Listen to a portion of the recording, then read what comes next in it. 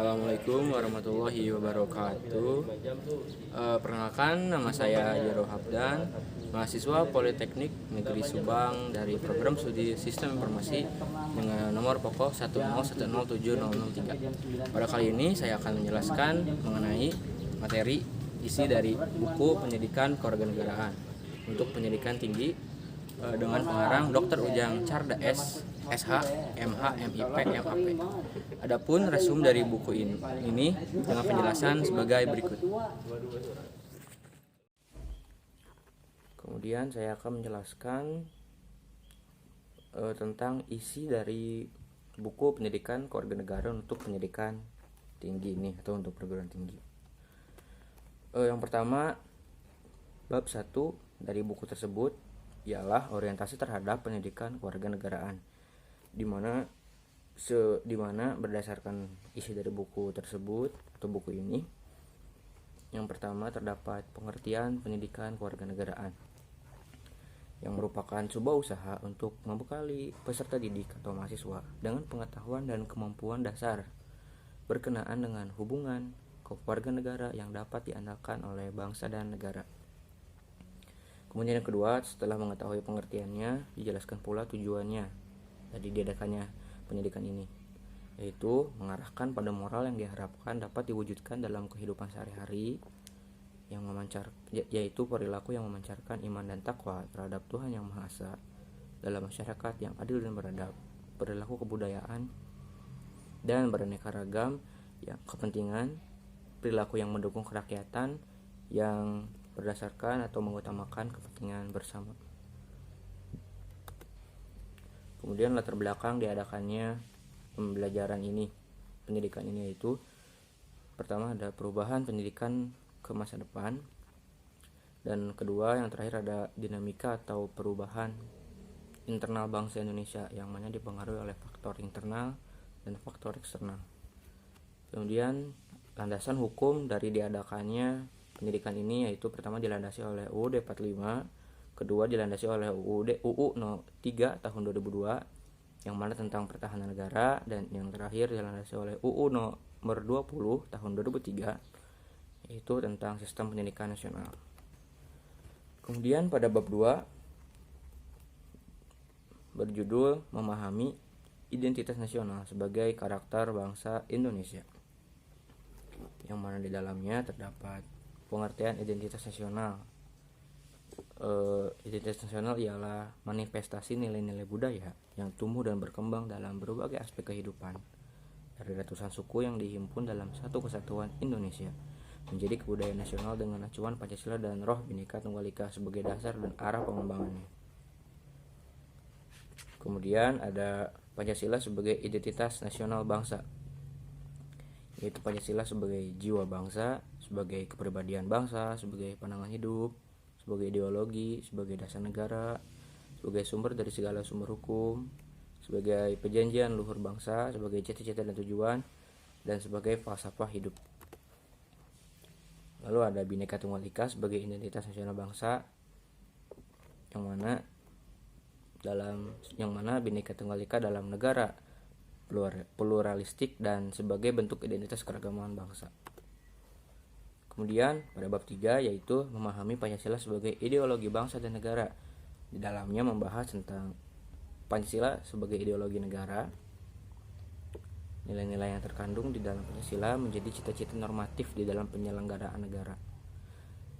Dan yang kemudian ada arti Pancasila sebagai ideologi negara, yaitu cita-cita negara dan sarana yang mempersatukan masyarakat.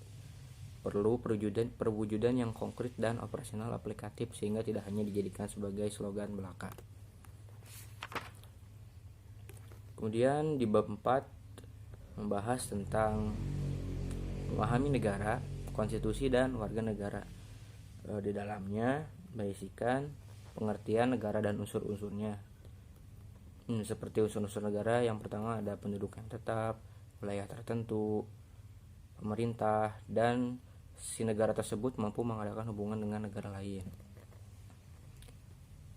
Terus kemudian ada pengertian konstitusi dan pengertian warga negara.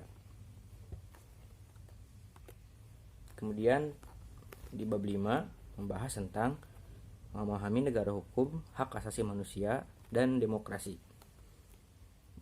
Yang pertama, dalamnya menjelaskan tentang pengertian dari negara hukum Indonesia. Seperti dalam pasal 1 ayat 3 yang berisikan negara Indonesia adalah negara hukum. Maka dari itu Indonesia ialah suatu negara hukum yang mana segala aspek-aspek kehidupan di dalamnya harus didasarkan pada hukum dan segala produk perundang-undangan serta turunannya yang berlaku di wilayah Indonesia. Kemudian dijelaskan tentang pengertian HAM yang merupakan seperangkat hak yang melekat pada hakikat dan keberadaan manusia yang merupakan pemberian dari Tuhan Yang Maha Esa yang wajib dijaga dan dihormati oleh tiap-tiap individu yang ada di muka bumi ini yang hidup, khususnya di Indonesia. Kemudian dijelaskan pula tentang pengertian demokrasi.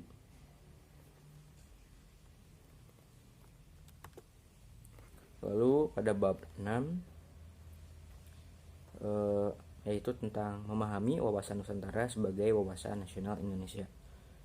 Di dalamnya membahas tentang konsepsi ketahanan nasional. Lalu ada pengertian wawasan nasional bangsa Indonesia. Lalu ada pengertian wawasan Nusantara. Yang mana wawasan Nusantara mempunyai arti cara pandang dari bangsa Indonesia tentang dirinya dan lingkungannya berdasarkan Pancasila dan Undang-Undang Dasar 1945. Kemudian di dalam bab tersebut dijelaskan pula tentang implementasi wawasan Nusantara sebagai pancaran filsafat Pancasila, kedua sebagai perwujudan kepulauan Nusantara sebagai satu kesatuan politik, kemudian perwujudan kepulauan Nusantara sebagai satu kesatuan pertahanan keamanan. Kemudian pada bab yang terakhir yaitu pada bab ke-7 yang berisikan mengenai memahami ketahanan nasional dan integritas nasional Indonesia, di mana di dalamnya dijelaskan pula tentang pengertian ketahanan nasional, yaitu suatu kondisi dinamis yang merupakan integrasi dari kondisi tiap aspek kehidupan bangsa dan negara. Kemudian dijelaskan pula tentang ideologi ketahanan nasional yang meliputi ketahanan ideologi, politik, ekonomi, sosial budaya, dan kebudayaan, pertahanan, dan keamanan. Kemudian ada unsur-unsur dari ketahanan nasional itu sendiri. Unsur yang pertama yaitu ada unsur ketangguhan, ada keuletan, kemudian yang ketiga identitas, yang keempat integritas, dan yang terakhir ada ATHG atau ancaman, tantangan, hambatan, dan gangguan. Terima kasih atas perhatiannya. Demikian risang buku ini saya buat untuk mata kuliah Pendidikan Kewarganegaraan. Wassalamualaikum warahmatullahi wabarakatuh.